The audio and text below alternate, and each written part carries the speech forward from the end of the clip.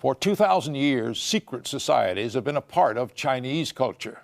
While most have been harmless, a few were highly sophisticated criminal enterprises. Under emperors and communists, in war and in peace, Chinese crime lords have operated as shadow governments with their own laws and their own severe forms of punishment. In recent decades, Chinese gangs have also moved into major American cities and have branched out from smuggling opium to smuggling human beings. Join us now as the History Channel presents Organized Crime, A World History, China. December 17, 1999. 12 men from the Chinese province of Fujian make their way to a loading area near the port of Hong Kong. They are led by a number of so-called snakeheads, criminal mercenaries who specialize in the smuggling of illegal aliens. For an exorbitant fee, the snakeheads have agreed to sneak the men onto a ship bound for the U.S., not as passengers, but as human cargo. Under cover of darkness, the snakeheads hustle the men into their home for the next 2 weeks, a 10-foot by 40-foot shipping container. I don't believe that the people that are actually ushered into these containers are fully aware of the circumstances under which they will be traveling. I think that they are so concerned about getting here that they're willing to take whatever risks are necessary. After a few hours, the loading is complete and the doors are closed. The container has a canvas top that will allow the men enough air during transit. It can then be cut open, giving the men a way out when they reach their destination, Seattle, Washington. Their only link to the outside world is a cell phone, to be used to contact snakeheads in Seattle when they arrive. Their only comforts are a few vital supplies.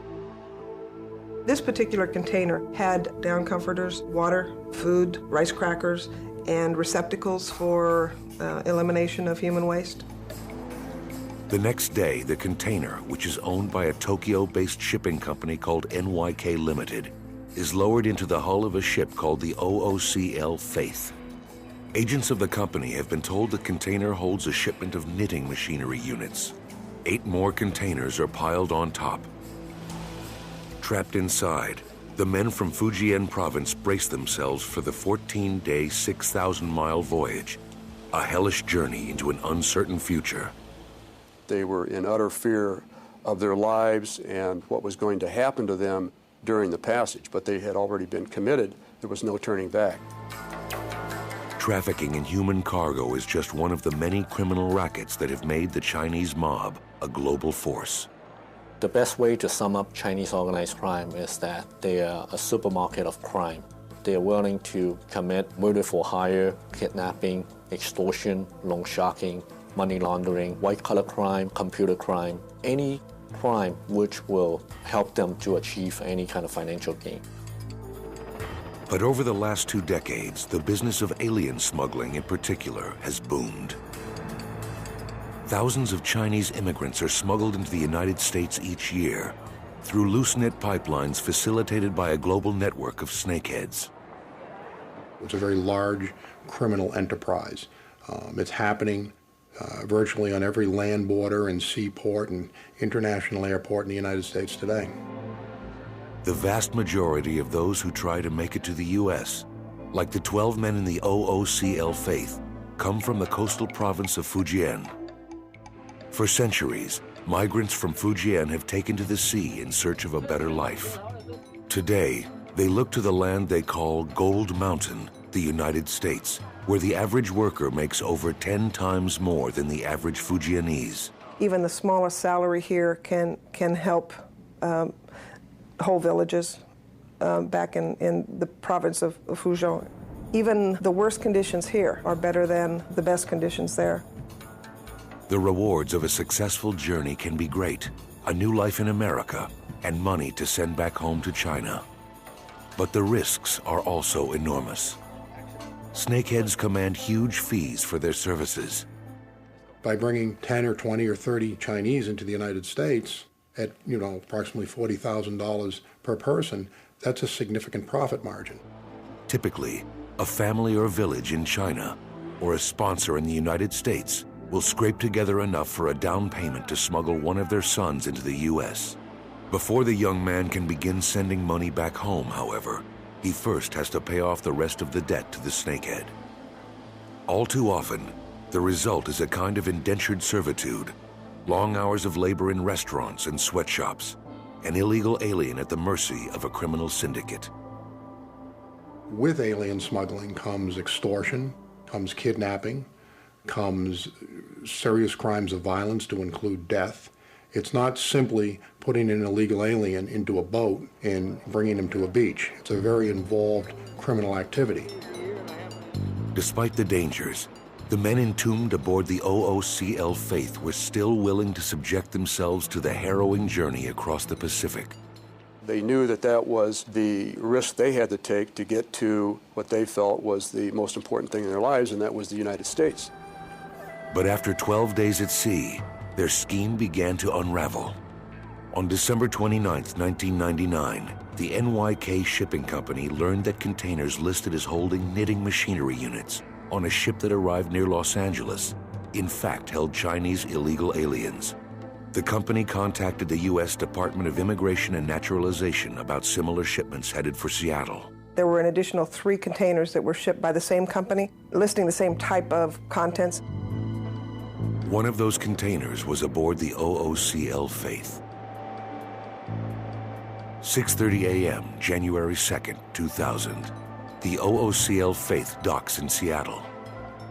INS and U.S. Customs officials are there waiting and wondering what they'll find.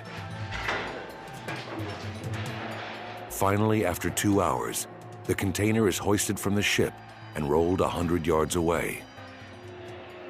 Wearing masks to protect themselves from airborne diseases, customs agents cautiously break the lock. There are a lot of unknown factors before you open the container. You don't know whether or not there are going to be people in there in need of medical attention, or whether or not they could be people that are armed. When the doors swing open, the stench of rotting garbage and human excrement fills the air. Translators shouting in Mandarin order the men to come out.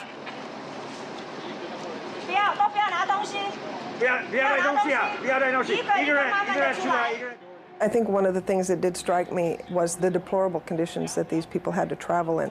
The fact that one entrepreneur would actually do this to human beings for money is something that was very difficult for me to deal with. Somehow, all 12 men have survived the journey. But now they face a journey of another kind. 4 weeks and 6,000 miles from home, they are taken into custody by the INS and detained as stowaways. That week, the OOCL Faith was just one of 4 ships to arrive in Seattle carrying human cargo. The INS arrested 3 snakeheads involved in the operation, 2 of whom would later plead guilty to alien smuggling and be sentenced to 2 years in prison. But even if the INS had broken one ring of human smugglers, new snakehead pipelines are being created all the time. I like to describe Chinese organized crime as the flu virus because they're constantly mutating into different groups and different alliances, and therefore they're very difficult to investigate. Today, there are hundreds of such groups operating in cities around the globe. But the origins of the Chinese underworld can be traced to one in particular, a secret criminal syndicate with a mysterious mythical past, the Triads.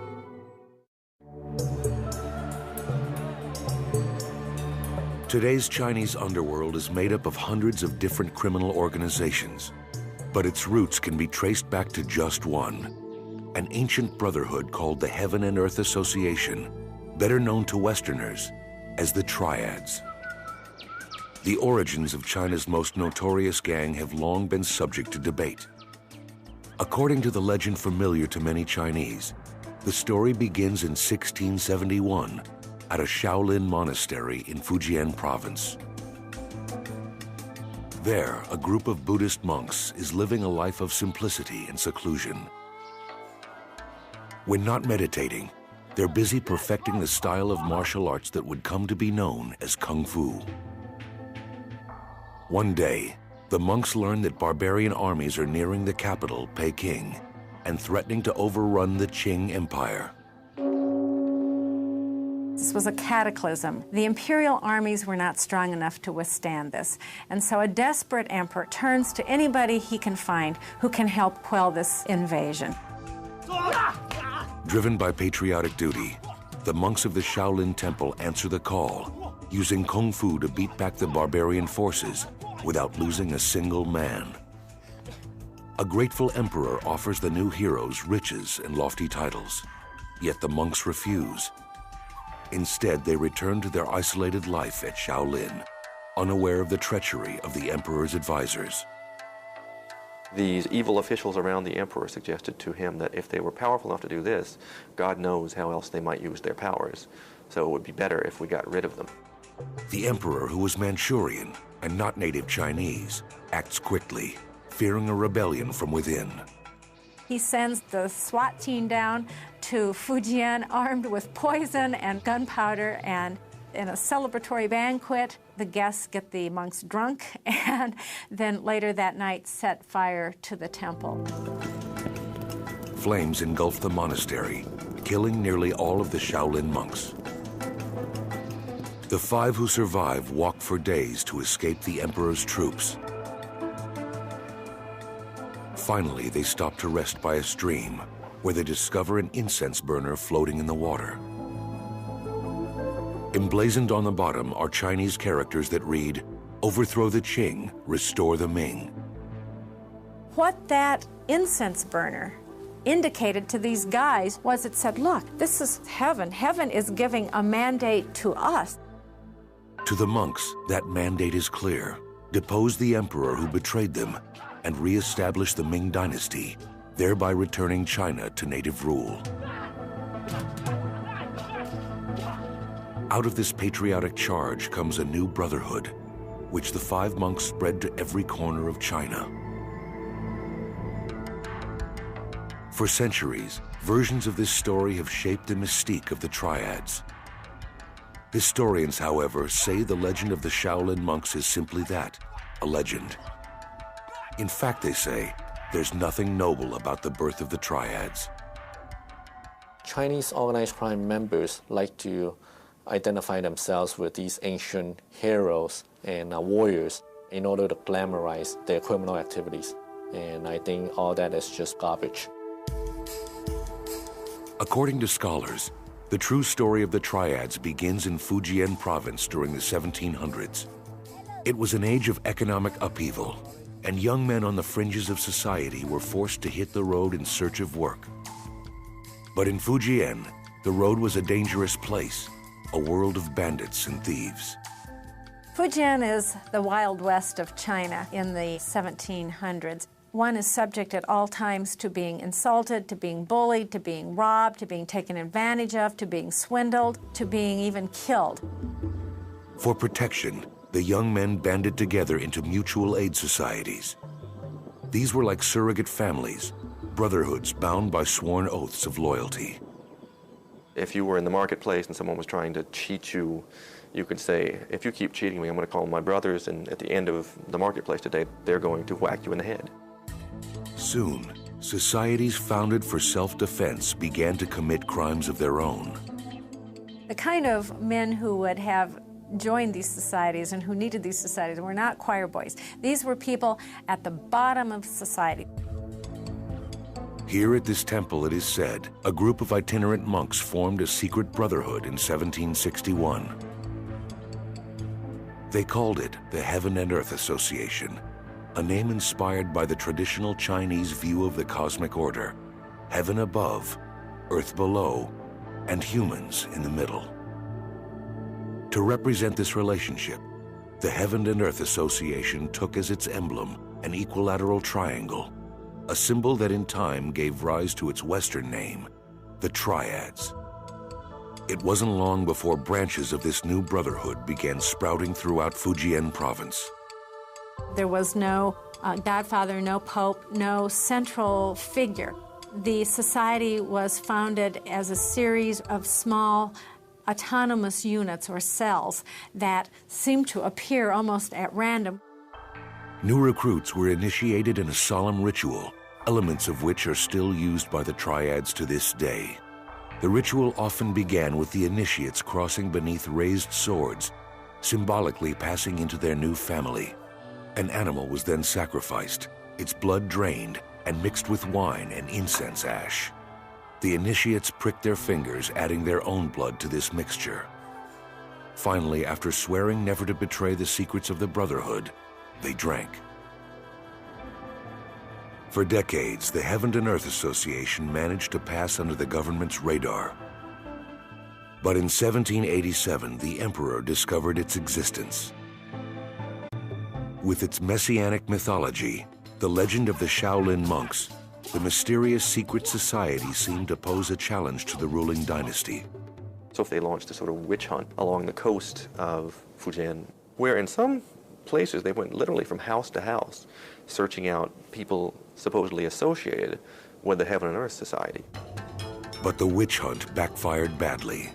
The more the government or anybody else tries to stamp it out, the more it seems to spread and thrive. Individual members went underground, scattering across China, and carrying with them the secrets of their criminal brotherhood. Almost overnight, the government's failed crackdown turned the Heaven and Earth Association into China's most famous and notorious secret society. Over the next century, the Triads would spread throughout Southeast Asia and take root in American Chinatowns. Their illicit activities included everything from drug dealing to prostitution to gambling. As the group that defined Chinese organized crime, the Triads spawned dozens of imitators. In time, one of these would come to control the white gold of China's opium trade, and with it, the most decadent city in the world, Shanghai.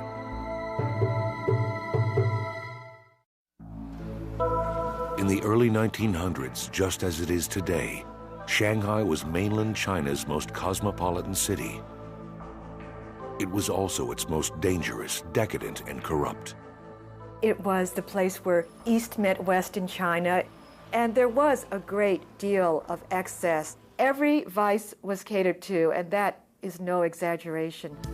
The city was really three worlds in one: British, French, and Chinese territories, each overseen by its own police force. It was a perfect breeding ground for criminality. A bandit could go and commit a crime in one jurisdiction, slip across into the other, and escape arrest. Over time, a single gang would come to dominate the city's flourishing underworld. And one ambitious gangster would become the most powerful crime boss China has ever known. With the rise of the Triads in the late 1700s, secret societies began springing up throughout China. One of the largest was the notorious Green Gang. The Green Gang began as a benevolent association for the boatmen who worked the Grand Canal, the inland waterway that carried tribute rice from central China to Peking. When the advent of steamships threw the boatmen out of work, many headed for the city. These Green Gang members began to filter into Shanghai, where they became, first of all, fairly normal laborers, but quickly began to spread into the rackets of the city. Their experience in shipping and transport made Green Gang members perfect for Shanghai's thriving opium trade. Opium was the biggest business in Shanghai. And then out of the opium business were various ancillary criminal enterprises: armed robbery, prostitution, numbers operations, loan sharking. The list goes on and on and on. By the mid-1920s, Green Gang members controlled rackets in all three sections of Shanghai. In a city the size of Al Capone's Chicago, the Green Gang ran the show. The Green Gang was able, in an amazingly short period of time, to change from an old-fashioned North Chinese group of sworn brothers into one of the most powerful criminal organizations in the world. At the center of it all was a gangster with more power and influence than Scarface could ever dream of: Du Yusheng. Du grew up orphaned and illiterate in Pudong, a poor farming village across the Huangpu River from Shanghai. He moved to the city at the age of 14. By day, the boy known as Big-Eared Du worked in a shop cleaning and peeling fruit. At night, he indulged in the city's vices, smoking opium and gambling. He was essentially an immoral person, and Shanghai was definitely an immoral city. Around 1910, Du was sworn into the secret criminal brotherhood of the Green Gang. Soon afterwards, the resourceful young Hood began working for the powerful boss of the city's French sector, Huang Jinrong, or as he was known behind his back, Pockmarked Huang. Huang was one of the most feared gangsters in Shanghai. It didn't hurt that he was also the chief detective for the Chinese police squad in the French sector of the city, also known as the French Concession. Huang Jinrong was valuable not just because he could provide information to the French police, but because he could manage the underworld of the French Concession. And in the French Concession, the gangsters didn't buy off the police, they were the police. Du Yusheng curried favor with the crime boss, eventually becoming Huang's right-hand man. But he was merely biding his time. In Shanghai, loyalty could only take you so far. And in 1924, when his mentor made a fateful mistake, Du saw a chance to make his move.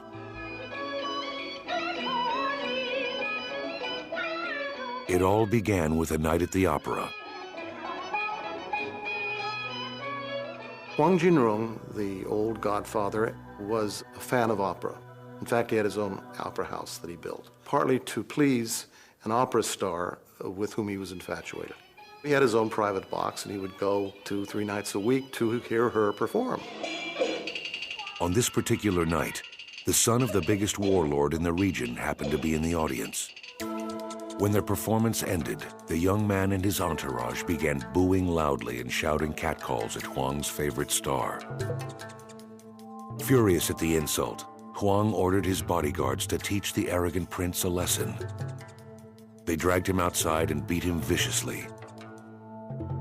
But for once, Huang had gone too far.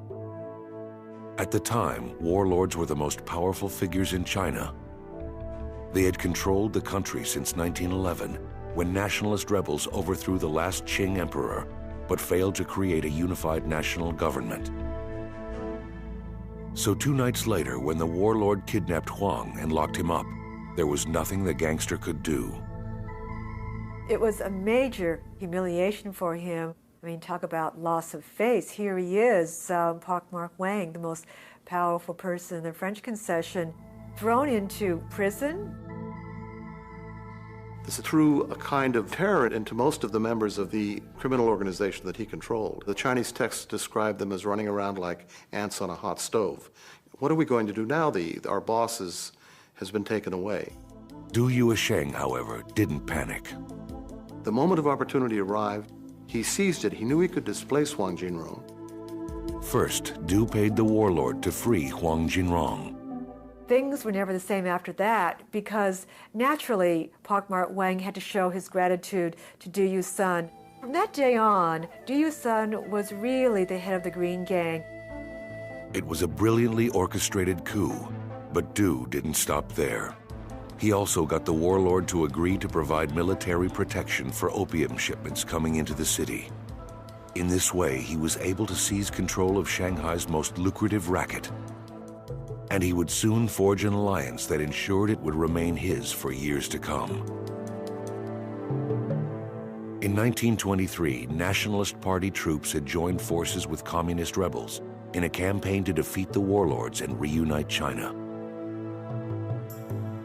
The coalition swept north, eventually seizing the region that surrounded Shanghai. But the alliance was always a tenuous one. The leader of the Nationalist Army, General Chiang Kai-shek, was wary of the communists and feared for his own position if they succeeded in taking Shanghai. In 1927, Chiang quietly contacted the most powerful underworld figure in the city, Du Yusheng. The general asked Du to use the Green Gang's muscle against the communists, who were then staging a massive strike in the Chinese section of Shanghai. Du agreed. He had his own interests at stake. The future of the opium monopoly that he more or less enjoyed in Shanghai was threatened, of course, by communist victory. 4 a.m., April 12, 1927. Somewhere in the heart of Shanghai, a piercing whistle shatters the pre-dawn silence. At this signal, thousands of Green Gang members swarm into the Chinese section of Shanghai, launching a brutal attack on communist strikers. The massacre known as White Terror was on. Du's henchmen took men out into the streets and bayoneted them, shot them. One observer said that heads rolled in the gutters like ripe plums. In a matter of hours, Du's men slaughtered nearly 5,000 people. The gangster had delivered the city to Chiang Kai-shek. Now he would get his reward. In April 1927, Shanghai crime boss Du Yuesheng orchestrated the savage slaughter that came to be called White Terror. Green Gang members killed thousands of communists, allowing Chiang Kai-shek's nationalist forces to seize control of the city. As a reward for his role, Du was granted the rank of general in the nationalist army. And with that came the one thing the gangster craved more than anything: respectability. It is the single event that sets him on a pedestal above the rest and begins to make him feel that he's now a man of politics. He's not just a man of crime. The uneducated gangster now set about becoming a Shanghai gentleman. He hired scholars to write essays about his family, even if he himself couldn't read. He gave so much money to charity that by 1931, he was listed in Who's Who in China as a generous philanthropist. He would eventually become the director of 5 banks and a university, as well as a high-ranking member of the Chamber of Commerce. All the while, he remained a fixture of Shanghai's swirling social scene. Here we have this man who started out at the very bottom of society and is now suddenly becoming cafe society leader of Shanghai. When he walks into a nightclub, everybody says, there he is, there's the man. But behind the facade of respectability, Du's gangster roots remained. Du is referred to as a Chinese Horatio Alger. Well, that's true, but he was also a Chinese Al Capone. From his base in the French sector, Du maintained an ironclad grip on Shanghai's underworld. Anyone who crossed him risked an especially grisly form of Shanghai justice. The equivalent of kneecapping in Shanghai was to cut every tendon in your body, leaving you sort of a helpless mass of jelly on your doorstep. For Chiang Kai-shek, the fear inspired by Du and his henchmen became a useful fundraising tool. The nationalists needed the Green Gang for muscle, since many of Shanghai's wealthiest citizens lived in sections of the city not under Chinese control. Who could enter the French concession and kidnap or kill a banker with impunity? Du Yuesheng's men. Du Yuesheng became the instrument of terror that frightened the Shanghai capitalist class. Du's ties to the nationalists also helped him line his own pockets. In the wake of White Terror, the gangster came to head the so-called Opium Suppression Committee, the agency in charge of all the illegal opium confiscated by nationalist authorities. Du already had a monopoly on Shanghai's opium trade. Now, under the guise of a respectable government post, he also had control over the huge amounts of the drug being seized by the nationalists. It turns into an amazing kind of deal. It's sort of like using cocaine from an evidence room in the police force to sell it on the streets again. By the beginning of the 1930s, Du's hold on Shanghai's underworld seemed unbreakable. He had become China's most powerful gangster and one of Shanghai's most influential citizens. But the coming years would see his criminal empire shattered and his dreams of honor destroyed. In 1937, long simmering tensions between China and Japan erupted into war.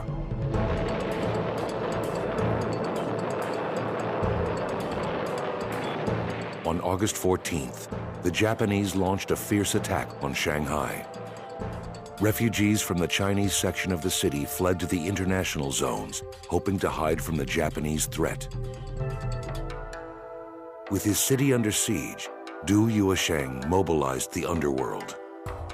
Green Gang members fought on the front lines for the Chinese army and formed guerrilla units to resist the Japanese occupiers. But it wasn't enough.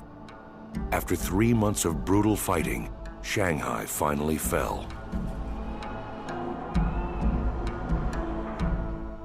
Du Yuesheng, along with other city leaders, boarded a freighter and fled to Hong Kong. The Chinese underworld would never be the same. In September 1945, a month after the end of World War II, Du Yuesheng returned to Shanghai for the first time in 8 years. He expected a hero's welcome from the city he'd once tried to save, but that was not to be. To his surprise, the crowds that saw him booed him because they felt he had abandoned them, that he had left them to live under the Japanese and gone off to Hong Kong and didn't have to go through the suffering they'd endured. In April 1949, as Mao Zedong's communists were seizing control of China, Du left Shanghai for the last time. He had long since lost his power. Some say he was even broke, and his health was failing after decades of opium abuse. He died in Hong Kong 2 years later, at the age of 66.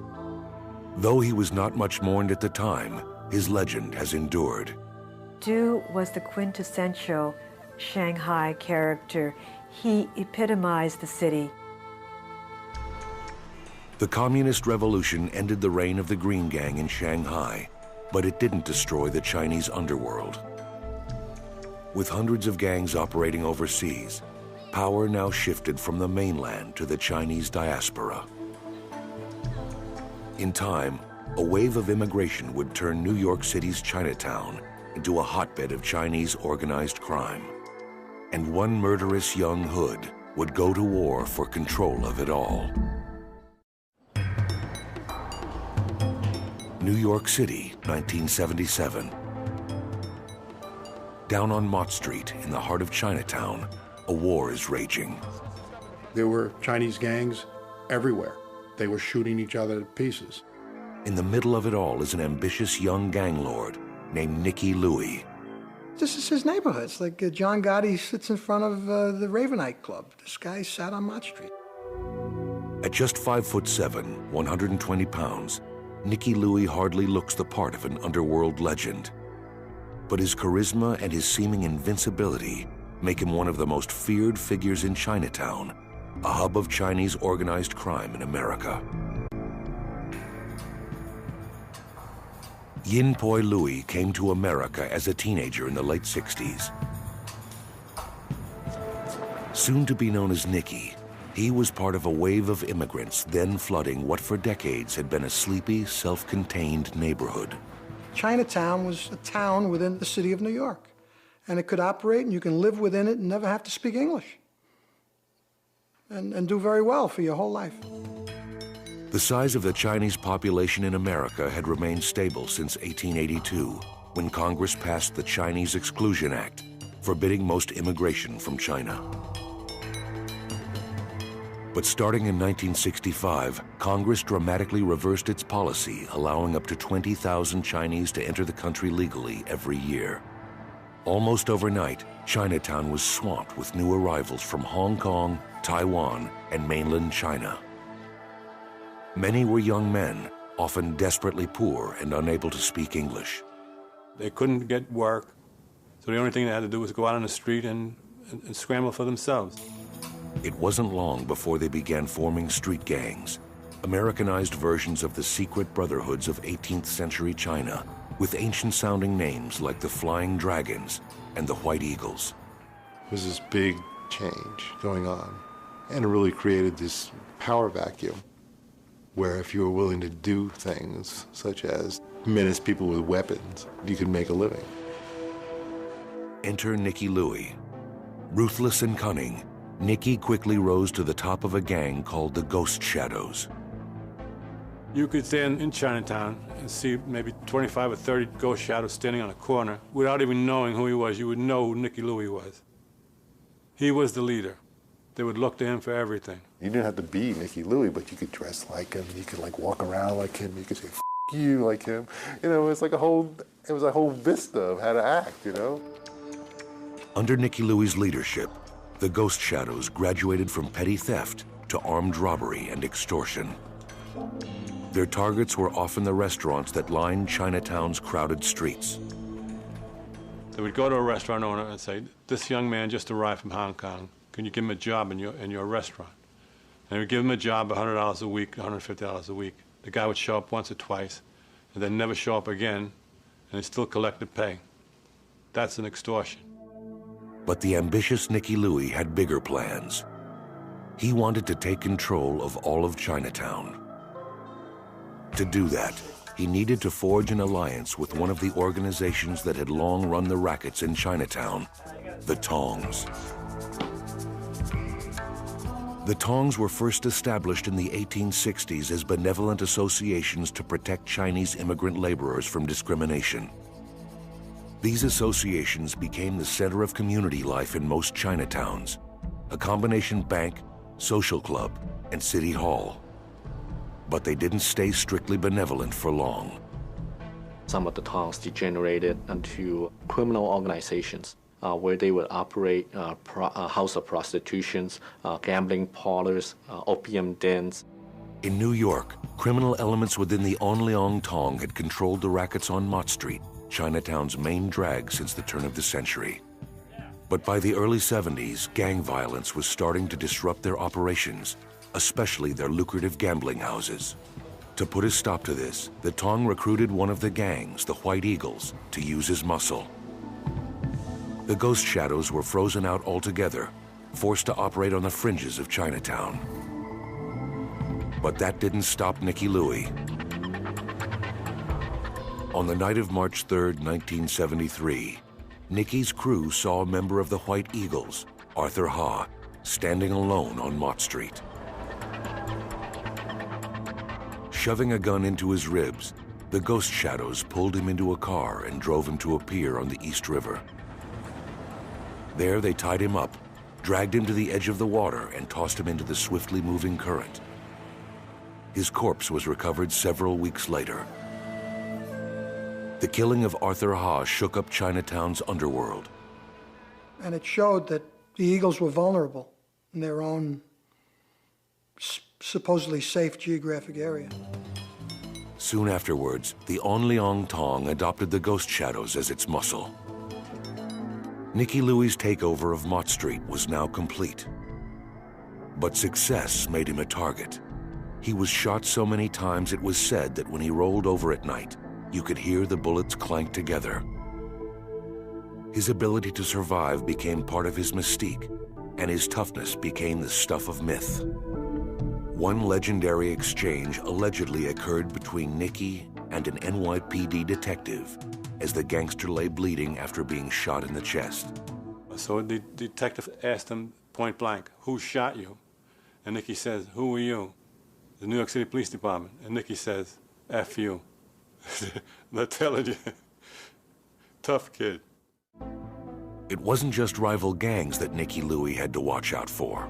After the Ghost Shadows took over Chinatown, they were unhappy within their own group because some people were making more money than other people. So there were splits in their own group. On the night of August 28, 1978, Nicky was engaged in one of his favorite pastimes, gambling on mahjong in a basement barbershop on Mott Street. He had no time to react when a ghost shadow named Robert Sue, aka Potato, pulled out a gun and shot him in the head. Miraculously, the bullet did not penetrate his skull. Nicky jumps up, and now he's running around the barber's chairs. And this is what he tells me. He hears the gun click, which means it's either empty or it misfired. He runs by the guy and out, runs to Canal Street, runs to Elizabeth Street, and walks into the station house. Says, "I'm shot." And why not the police station? There's no other killers there. I mean, he doesn't know who else is out there, does he? 2 days later, Nicky Louie woke up in the hospital, surrounded by cops and prosecutors. He agreed to cooperate with the authorities and testify against his would-be assassin. But in doing so, he had to recount his own criminal history, including several murders. His testimony would come back to haunt him in 1985, when federal prosecutors used it to bring racketeering charges against Nicky Louie and 24 other ghost shadows. So it worked against him. You know, he put away the guy that shot him, but his own words probably helped make him plead guilty to the RICO. In October 1986, Nicky Louie was sentenced to 15 years in prison. His downfall and the demise of the ghost shadows marked the end of an era in Chinatown's underworld. There's no longer clear definition of necessarily who works for who and who controls what streets and what businesses. I don't see that clarity anymore. It's kind of now a potpourri of Asians willing to commit crime in a Chinese community. Since the founding of the Heaven and Earth Association more than 2 centuries ago, the Chinese underworld has survived and thrived, but it hasn't lost any of its mystery. Today in the U.S., it consists of an elusive array of constantly changing alliances, bonded only by the desire for profit. Involved in everything from heroin smuggling to human smuggling, they've recently begun for the first time to move beyond the boundaries of their own communities. They're willing to work with just about anybody as long as they can make money. And therefore, they become a much more significant threat to the safety of the citizens of this country. It's not a simple task to clearly define Chinese organized crime today. It's very complex, it's very intricate. There's a lot of mirrors and there's a lot of smoke, and it's a very difficult entity to penetrate.